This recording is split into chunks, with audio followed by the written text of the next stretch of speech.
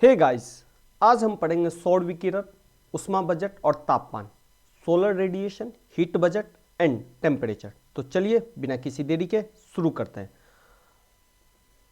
सबसे पहले हम देखते हैं कि सूर्यताप या सोलर इंसोलेशन किसे कहते हैं। देखिए, हमारी जो पृथ्वी को जो एनर्जी मिलती है ना, वो सन से मिलती है। तो सूर्य से जो भी एनर्जी हमें मिलती है उसी को हम सौर विकिरण कहते हैं।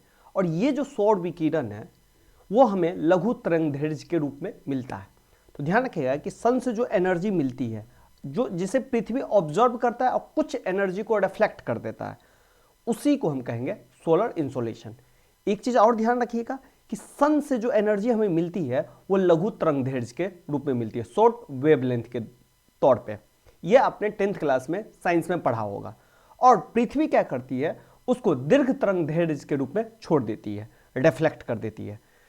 जब सूर्य पृथ्वी को एनर्जी देता है तो उस क्रम में क्या करता है, कुछ एनर्जी को वो निष्कासित भी करता है। और अल्टीमेटली अगर देखा जाए तो किसी भी चीज के लिए ऊर्जा का जरूरत होता है, तो पृथ्वी को जो है वह ऊर्जा सन से मिलती है।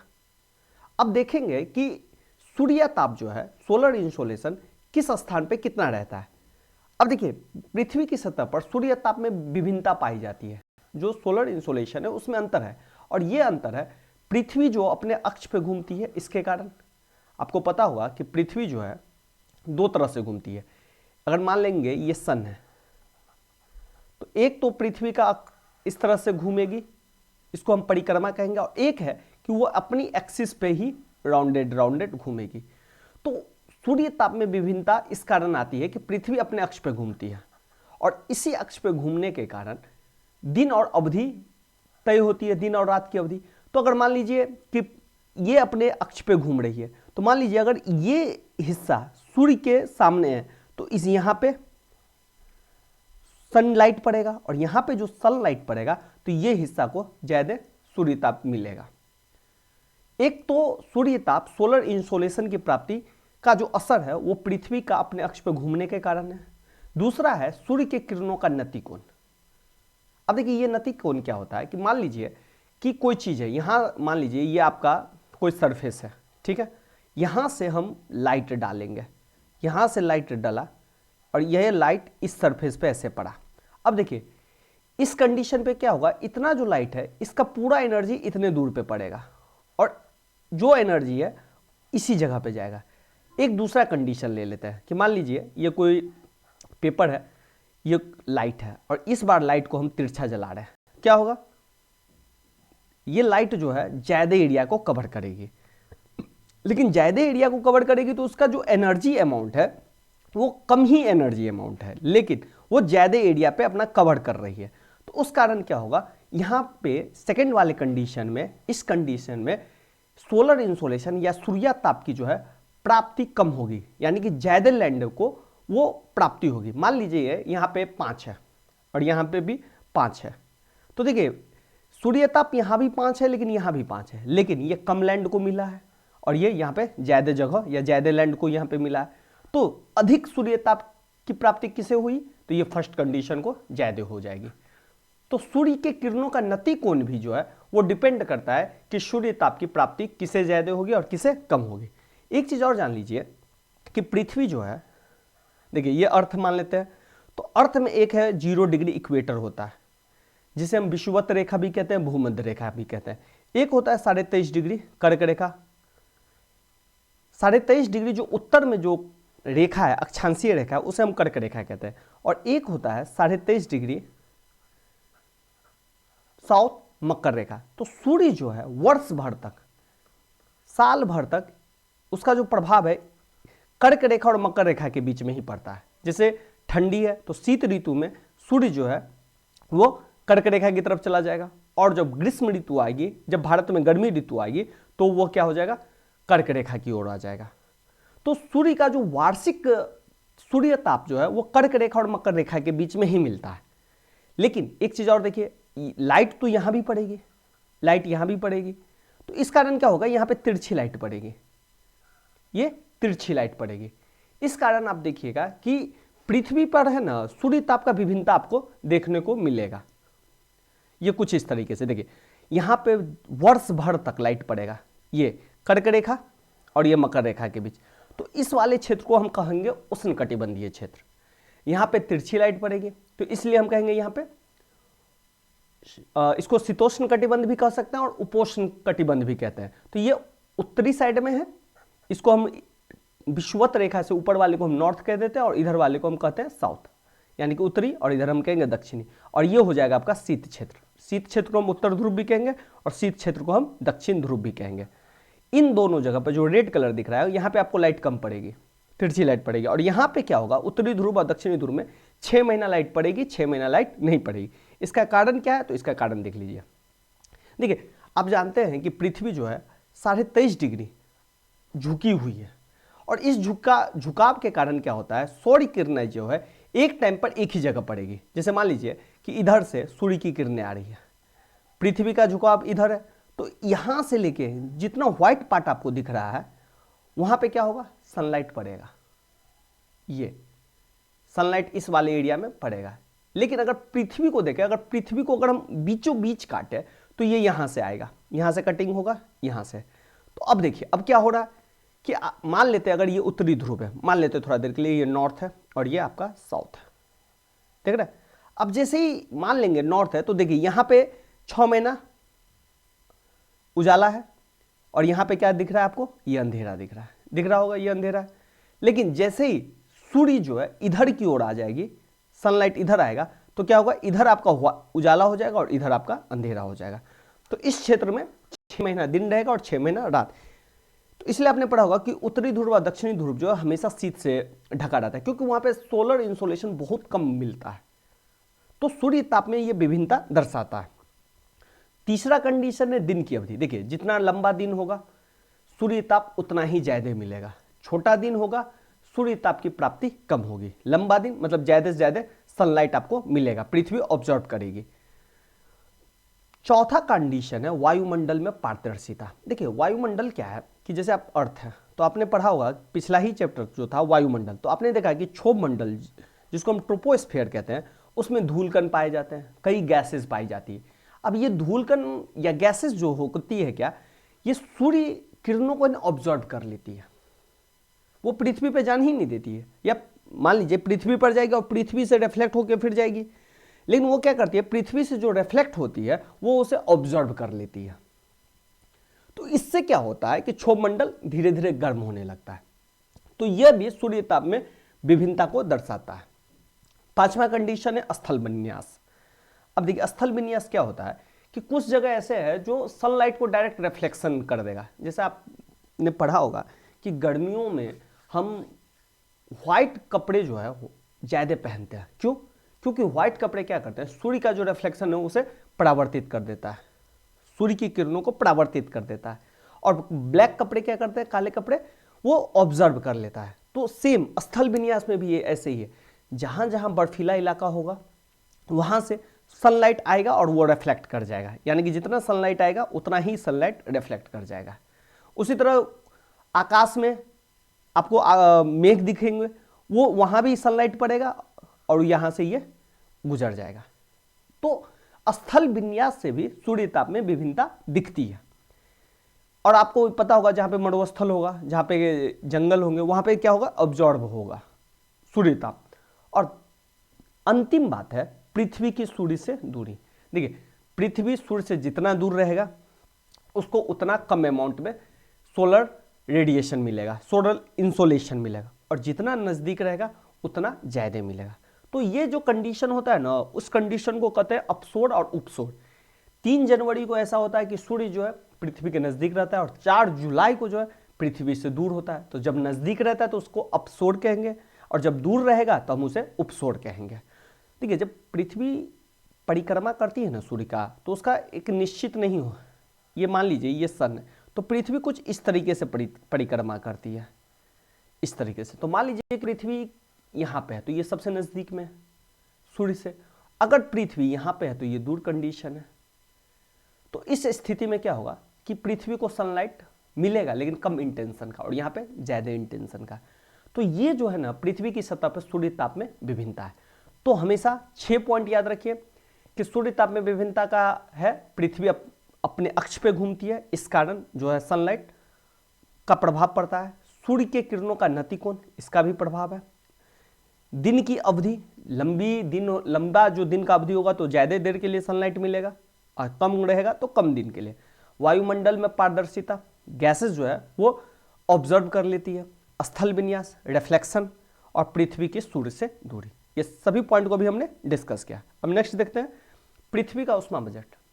देखिए पृथ्वी का उष्मा बजट है क्या, सिंपल सा कहेंगे, जो आपको सूर्या ताप मिल रहा है, सोलर इंसोलेशन मिल रहा है, उसका जो आप अकाउंटिंग करते हैं, लेखा जोखा करते हैं, उसी को हम कहेंगे सूर्या ताप, पृथ्वी का उष्मा बजट। अब थोड़ा देर के लिए हम मान लेते हैं कि सूर्य है, मान लेते हैं ये सन है आपका, ठीक है, और ये अर्थ है, ये अर्थ है आपका, और ये शून्य है। तो होता क्या है, मान लेते हैं कि सन से 100 इकाई या 100 कुछ भी पृथ्वी पे सनलाइट जाता है। तो अब ये होगा क्या, देखिए पहले क्या होगा कि 35 जो है वो पहले ही रिफ्लेक्ट हो जाएगी। जैसे मान लीजिए कि सन है, मान लीजिए ये अर्थ है, तो सन से आएगी, तो सन से जब आएगी तो बादल बीच में पड़ेंगे, ये देख रहे हैं ये बादल है, तो बादल क्या करेगी, उसको रिफ्लेक्शन कर देगी। फिर आपको देखिएगा कि अर्थ पे जाएगी तो यहाँ पे आपको बर्फ वाले क्षेत्र मिलेंगे, तो बर्फ वाले क्षेत्र भी क्या करेंगे, रिफ्लेक्ट कर देंगे। और फिर वायुमंडल में भी कुछ तत्व होंगे, धूल कण होंगे, जो उसको रिफ्लेक्ट कर देंगे।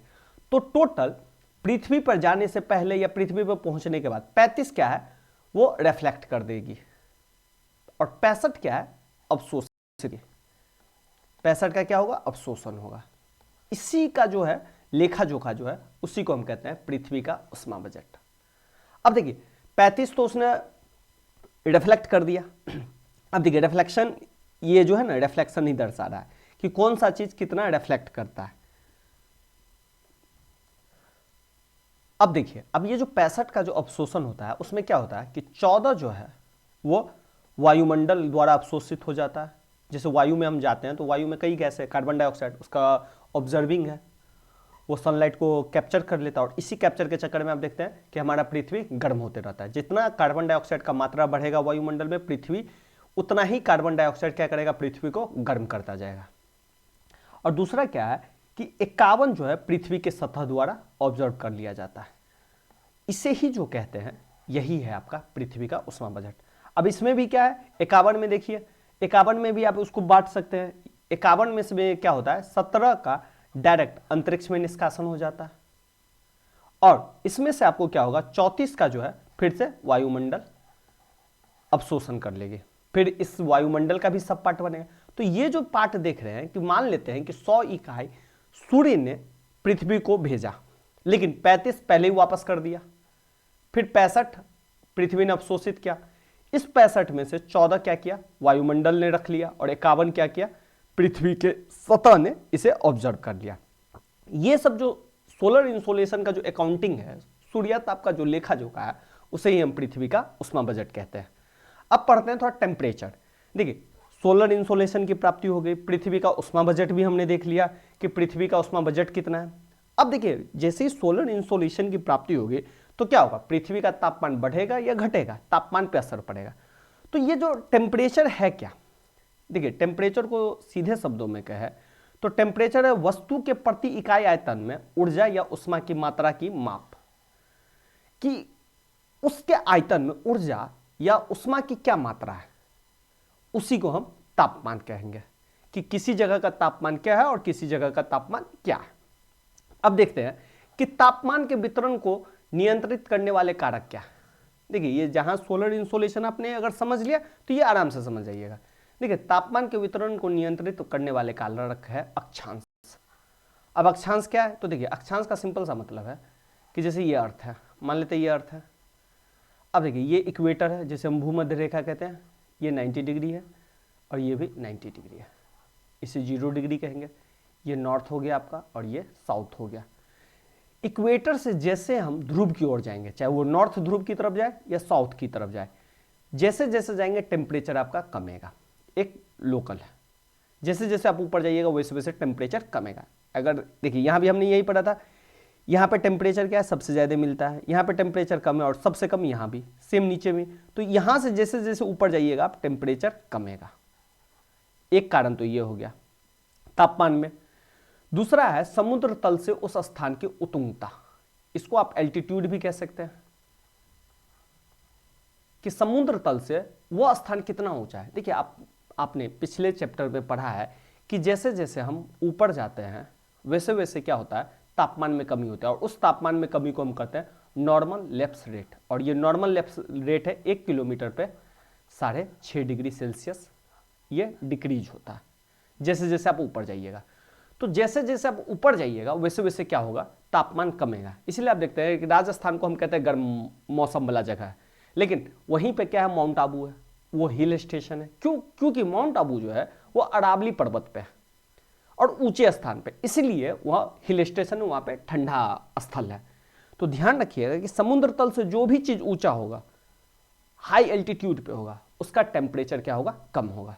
तो ये दो चीज है। अक्षांश, जैसे जैसे आप इक्वेटर से ध्रुव की ओर जाइएगा टेम्परेचर कमेगा, ऊंचे स्थान पे है तो आपका टेम्परेचर कम रहेगा। तीसरा है समुद्र से दूरी। देखिए मान लेते हैं कि भारत है, ये मान लेते हैं भारत का दक्षिण है, और यहाँ पे कौन सा है, अरब सागर है, यहाँ पे आपका हिंद महासागर है, और यहाँ पे क्या है, आपकी बंगाल की खाड़ी। तो देखिए ये जो शुरुआती पार्ट है, यहाँ पे आपको क्या होगा, यहाँ का टेम्परेचर आपको नॉर्मल मिलेगा, लेकिन अंदरूनी वाला जो पार्ट है उसमें टेम्परेचर में गर्मी भी आ सकती है और ठंडी भी आ सकती है। अब इसका कारण क्या है, देखिए एक रीजन है कि पानी जो है ना वो लेट से गर्म होता है, पानी लेट से गर्म होगा और लेट से ठंडा भी होगा, लेकिन जमीन जो है वो जल्दी गर्म भी हो जाएगा और जल्दी ठंडा भी हो जाएगा। अब देखिए जैसे मान लीजिए कि दिन का समय सनलाइट पड़ा, सनलाइट पड़ेगा तो क्या होगा, लैंड जल्दी गर्म हो जाएगा। ये लैंड क्या है, जल्दी गर्म हो गया। अब लैंड गर्म हो गया, जल्दी हॉट हो गया लैंड, और ये वाटर हॉट नहीं हुआ। अब क्या होगा, इधर गर्म हवा बन जाएगी, और ये जल्दी गर्म नहीं होता है तो यहाँ पे ठंडी हवा बन जाएगी। तो हवा का एक मूवमेंट है, ठंडी हवाएं भारी होती है और गर्म हवाएं हल्की होती है। तो ये ठंडी हवाएं इधर की ओर जाएगी लैंड की तरफ, और जो लैंड वाली हवा है वो इधर की ओर जाएगी। इसलिए आप देखते होइएगा कि गर्मी के दिनों में लोग समुद्र के किनारे जाते हैं, वहां पे दो कारण है, एक तो धूप भी सेकते हैं वो, और एक जिसे हम सन बात कहते हैं, और दूसरा जो है वो ठंडी ठंडी हवाएं, ये है। और रात में जस्ट ये कंडीशन उल्टा हो जाता है। तो इसे जो है ना, यहां से हवा जब इधर जाती है तो इसे सी लैंड ब्रिज कहते हैं, और जब लैंड से हवाएं रात के समय में उल्टा जाएगी तो उसे हम लैंड सी ब्रिज कहते हैं। तो किसी स्थान का समुद्र से दूरी कितना है ये भी टेम्परेचर को कंट्रोल करेगा। अच्छा, ये जो कारण अभी आपने देखा समुद्र से दूरी, यही कारण आप जलवायु जब पढ़िएगा तो उसमें आपको दिखेगा कि समुद्र के किनारे बारिश इतना क्यों होती है, उसके बारे में भी ये चीज आपको ज्यादा डिफाइन करेगा। चौथा है वायु संहिता, जिसे हम एयर मास कहते हैं, और महासागरीय धाराओं की प्रकृति। अब देखिए ये क्या होता है, आप जानते हैं कि पृथ्वी पे सबसे ज्यादा गर्म जो है धूप यहाँ पे पड़ता है, सबसे ज्यादा टेम्परेचर यहाँ पे है, पृथ्वी लेता है, और सबसे कम यहाँ पे। तो देखिए अगर पृथ्वी को हम देखें इस तरह से कॉन्टिनेंट वाइज से, तब देखिए सबसे ज्यादा सनलाइट ये कर्क रेखा से लेके मकर रेखा के बीच में पड़ता है। तो सॉलिड है कि जो महासागरीय भी होंगे वो भी ज्यादा से ज्यादा गर्मी ऑब्जॉर्व करेगा। तो यहाँ जो धारा उत्पन्न होगी महासागर में, देखिए महासागर में करंट उत्पन्न होता है, जो हम आगे की क्लास में डिस्कस करेंगे कि ये करंट कैसे उत्पन्न होता है, अभी बस समझिए। तो ये महासागर में जो ये करंट उत्पन्न होगा वो क्या होगा, गर्म होगा, और जो ठंडा तरफ से होगा वो क्या होगा, ठंडा करंट धारा होगा। तो हमेशा से ध्यान रखिएगा, जो शीत क्षेत्र से या शीतोष्ण क्षेत्र से जो धारा आएगी वो ठंडी जल धारा आएगी, और जो कर्क रेखा और मकर रेखा से उठेगा वो अधिकांश क्या होगा, गर्म जल धाराएं होगी। अब देखिए एक टेंडेंसी है, वो हवा में भी है, पानी में भी है, हर जगह गर्म चीज जो है वो ठंडी की तरफ जाएगी और ठंडी चीज जो है वो गर्म की तरफ आएगी। ये हाई प्रेशर और लो प्रेशर का खेल है, इसे आप हमेशा समझिएगा, क्योंकि ये ज्योग्राफी में जब भी आप जलवायु चैप्टर पढ़िएगा तो ये आएगा ही आएगा। तो ये क्या करेगी, ये जो क्षेत्र है यहाँ से ठंडी जलधारा और यहाँ पे गर्म जलधारा, ये इधर की ओर जाएगी और ये इधर की ओर जाएगी। अब सिंपल है, ये जलधारा ठंडी है तो इसके ऊपर वाला भी टेम्परेचर जो होगा, मान लीजिए ये जलधारा है, समुद्र की जलधारा है, मान लेते हैं ये ठंडी जलधारा है थोड़ी देर के लिए। अब यहां ऊपर वाला जो टेम्परेचर होगा वो क्या होगा, ठंडा ही होगा, अगर ये गर्म है तो ये ऊपर वाला टेम्परेचर इसके ऊपर में क्या होगा, गर्म होगा, और ये जहां पे जाएगा वो उस स्थान को भी ठंडा कर देगा, और ये जहां जाएगा उस स्थान को गर्म कर देगा। ये एक मैटर होता है। अब देखिए इसमें होता क्या है, देखिए अब जैसे मान लीजिए कि गर्म जलधारा यहां से निकलती है, यहां टकराती है, यहां से टकराती है, और फिर ये इधर की ओर चली जाती है। तो यहां पे देखिएगा इस स्थान पे जहां पे आपको ब्रिटेन से ऊपर दिख रहा है, जो नॉर्वे वाला रीजन दिख रहा है, या पिट्सबर्ग वाला रसिया वाला जो ये रीजन दिख रहा है, वो हमेशा आपको बर्फहीन रहेगा, क्योंकि गर्म जलधारा जा रही है, वहां पे बर्फ आपको पड़ेगा ही नहीं। और ये बहुत ही इंपॉर्टेंट फैक्टर है, ये जो गर्म जलधारा और ठंडी जलधारा देख रहे हैं, बहुत इंपॉर्टेंट फैक्टर है। ये आपको आगे समझ में आएगा कि मरुस्थल भी जो बनता है, इसमें भी इस जलधारा का बड़ा ही महत्वपूर्ण स्थान है, समझे। तो टेम्परेचर को ये 4 कारण नियंत्रित करते हैं। अक्षांश, जिसको हम इंग्लिश में लैटिट्यूड भी कहते हैं, यानी कि जैसे जैसे आप ऊपर जाइएगा ध्रुव की ओर, वैसे वैसे क्या होगा, टेम्परेचर कमेगा। सेकेंड, जैसे जैसे आप ऊपर जाइएगा वैसे वैसे टेम्परेचर कमेगा, तो समुद्र तल से उस स्थान की उत्तुंगता, समुद्र से दूरी, और वायु संहिता तथा महासागरीय धाराओं की प्रकृति। अब देखिए ये जो है गर्म जलधारा जा रही है, और यहां से जो है ठंडी जलधारा आ रही है। सेम यहां पे देख रहे हैं, ये पूरा ये मैं डिस्कस करूंगा आगे, आप ध्यान टेंशन मत लीजिए। जब हम करंट वाला थ्योरी पढ़ेंगे महासागर के बारे में, ओशियन के बारे में, तब यहां पे हम डिटेल से बताएंगे। अभी बस ये ध्यान रखिए, ठंडी जलधारा जो आएगी और उसके ऊपर वाला जो क्षेत्र जो होगा हवा, जिसका एयर मास इसको हम कहते हैं, एयर मास, वो ठंडा होगा, और गर्म वाला आएगा उसके ऊपर में जो एयर मास रहेगा वो क्या होगा, गर्म होगा। तो जहां ये गर्म वाला जाएगा वहां पे क्या करेगा, तापमान बढ़ा देगा, और यहाँ पे ये ठंडा जलधारा जहां जाएगा वहां पे तापमान क्या करेगा, कम कर देगा। तो ये भी अंतर होते हैं। अब देखते हैं कि तापमान का लंबवत वितरण, ये हमने पिछले क्लास में पढ़ा था कि जैसे जैसे हम ऊपर जाते हैं वैसे वैसे टेम्परेचर बढ़ता है या घटता है। तो ध्यान रखिएगा, क्षोभ मंडल में ये घटेगा, समताप मंडल में बढ़ेगा, मध्य मंडल में फिर से ये घटेगा, और बहिर्मंडल में फिर से ये बढ़ना स्टार्ट हो जाएगा। ये हमने पिछले क्लास में डिस्कस किया, अगर आपने नहीं देखा है तो उसे देखिए। और हाँ, चैनल को सब्सक्राइब करना मत भूलिए। तो ये इस तरह से है। अब देखते हैं, ये तापमान का लंबवत वितरण है, तापमान का ये लंबवत वितरण है, इस तरह से ऊपर। अब तापमान का क्षैतिज वितरण देखते हैं। देखिए क्षैतिज वितरण आपने करीब करीब देख ही लिया, अब देखिए उसको कंसाइज करते हैं। देखिए तापमान का क्षैतिज वितरण यही है, अक्षांशीय वितरण, कि जैसे जैसे हम ध्रुव की ओर जाएंगे, भूमध्य रेखा से जैसे जैसे हम ध्रुव की ओर जाएंगे टेम्परेचर कमेगा, ये क्षैतिज वितरण है। भूमध्य से ध्रुव की ओर तापमान में कमी आती है, यही इसका क्षैतिज वितरण है। और देखिए तापमान का जो क्षैतिज वितरण है वो समताप रेखा, जिसे हम आइसोथर्म्स कहते हैं, उसके द्वारा हम डिनोट करते हैं। यह है समताप रेखा, ये जो दिख रहा है ना, यही इसी को कहा जाता है समताप रेखा। तो इसे हम किसके द्वारा, आइसोथर्म्स के द्वारा डिनोट करते हैं, इसे ही हम आइसोथर्म्स कहते हैं। तो एक तो है क्षैतिज वितरण, भूमध्य से ध्रुव की ओर जाइएगा तो तापमान कम होगा, ये जनरल है। लेकिन अब देखिए जनरल क्या कहता है कि ये आपका कर्क रेखा है, मान लेते हैं ये भूमध्य से रेखा है 0 डिग्री, ये कर्क रेखा है और ये मकर रेखा है। तो जनरल क्या कहता है कि भैया जैसे जैसे आप ऊपर जाओगे वैसे वैसे तापमान कमेगा, जैसे जैसे जाओगे तापमान कमेगा। यानी कि कहने का मतलब सबसे ज्यादा तापमान यहाँ होगा, इस थ्योरी के अनुसार तो यही है, जनरली हम कहेंगे। लेकिन ऐसा नहीं होता है, सबसे ज्यादा तापमान आपको यहाँ पे मिलेगा, यहाँ पे कर्क रेखा और यहाँ पे मकर रेखा, ये जिसको मैंने ज्यादा गहरा किया है, वहां पे सबसे ज्यादा टेम्परेचर मिलेगा। इसका कारण क्या है, देखिए सबसे पहला कारण तो यह है कि यहाँ पे सबसे ज्यादा गर्मी पड़ेगी, सबसे ज्यादा गर्मी होगी तो समुद्र है, सबसे ज्यादा वाष्पन भी होगा, जब सबसे ज्यादा वाष्पन होगा तो सबसे ज्यादा वर्षा भी होगी। तो यही है अधिकतम तापमान जो है, इसका रीजन मैंने लिखा है, तापमान कर्क रेखा और मकर रेखा पर है, जिसके कारण क्या होता है, अधिकतर वाष्पन की क्रिया होती है, और अधिकतम वाष्पन की क्रिया होगी, हवाएं ऊपर जाएगी, गर्म हवाएं। देखिए सिंपल सा है, गर्म हवाएं ठंडी और की जाएगी, तो जैसे ही गर्म हवाएं ऊपर की ओर जाएगी, ये जो वाष्पन है वो क्या होगा, बादल बनेगा, और बादल बनेगा तो बारिश होगी। तो ये है भूमध्य रेखा के बीच संवहनीय बारिश होती है। देखिए जब हवाएं ऊपर जाएगी, जब बारिश होगी उसे संवहनीय वर्षा कहेंगे, इस टर्म को भी ध्यान रखिएगा।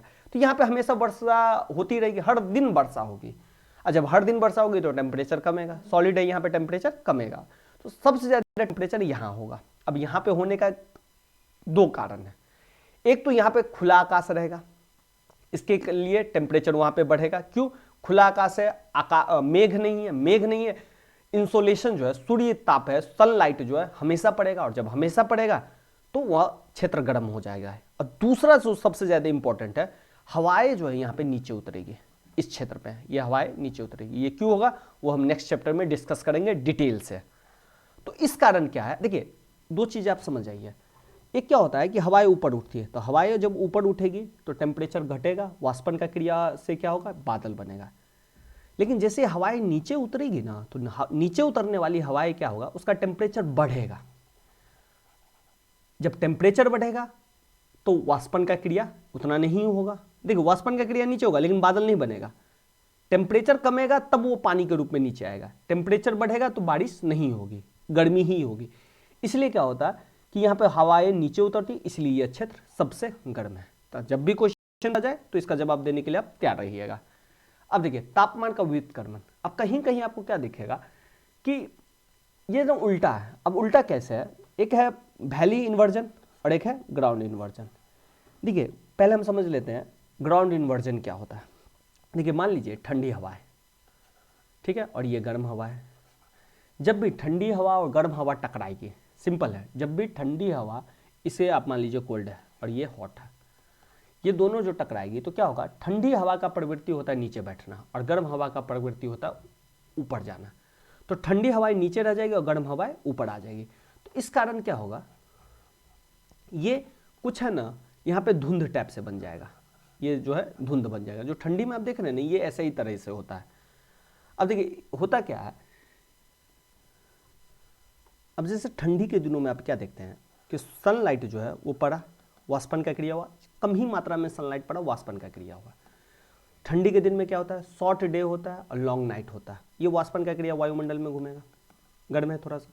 लेकिन लंबी रात में क्या होगा, ये ठंडा हो जाएगा और ये ऊपर जा ही नहीं पाएगा, क्योंकि ठंडा जैसे ही होगा ये नीचे की ओर आएगा और गर्म चीज ही ऊपर की ओर जाता है। इसलिए आप देखते हैं गर्मी के दिनों में बराबर बारिश होता रहता है, ये भी एक कारण है। और ये जब भी हवाएं ऊपर जाके बारिश करेगी तो उसे संवहनीय वर्षा कहेंगे। तो यहाँ पे क्या हो जाता है, धुंध लग जाता है, क्योंकि यही वाष्पन क्या होगा, जो वाष्पन दिन में हुआ था यही वाष्पन आपको क्या होगा, यहाँ पे कोहरा बना देगा, समझे। और बाद में जैसे ही धूप अगले दिन निकलेगा, दोपहर होते होते ये जो जितना भी आप देख रहे हैं कोहरा, वो धीरे धीरे छट जाएगा, इसी को कहते हैं। अब थोड़ा सा देख लेते हैं घाटी प्रतिलोमन, जिसे हम वैली इन्वर्जन कहते हैं। अब देखिए मान लेते हैं कि ये आपका पर्वत है। अब होता क्या है कि डे में धूप यहाँ पे पड़ा, यहाँ भी पड़ा धूप, लेकिन इंटरनल साइड में धूप इतना ज़्यादा नहीं पड़ता है। तब क्या होता है, ये हॉट हो गया, ये कोल्ड हो गया। अब आपको प्रवृत्ति पता है, ये हॉट से कोल्ड की ओर जाएगा। अब जैसे हॉट से कोल्ड की ओर जाएगा तो आपको पता है क्या होगा कि यहाँ पे धुंध बनना स्टार्ट हो जाएगा, कोहरा बनना स्टार्ट हो जाएगा। इसी को कहते हैं वैली इन्वर्जन। तो चलिए आज का टॉपिक शायद आपको समझ में आया होगा, 2-3 बार देखिए, सारा समझ में आएगा। और सेशन अच्छा लगे तो लाइक और शेयर, चैनल को सब्सक्राइब जरूर करें।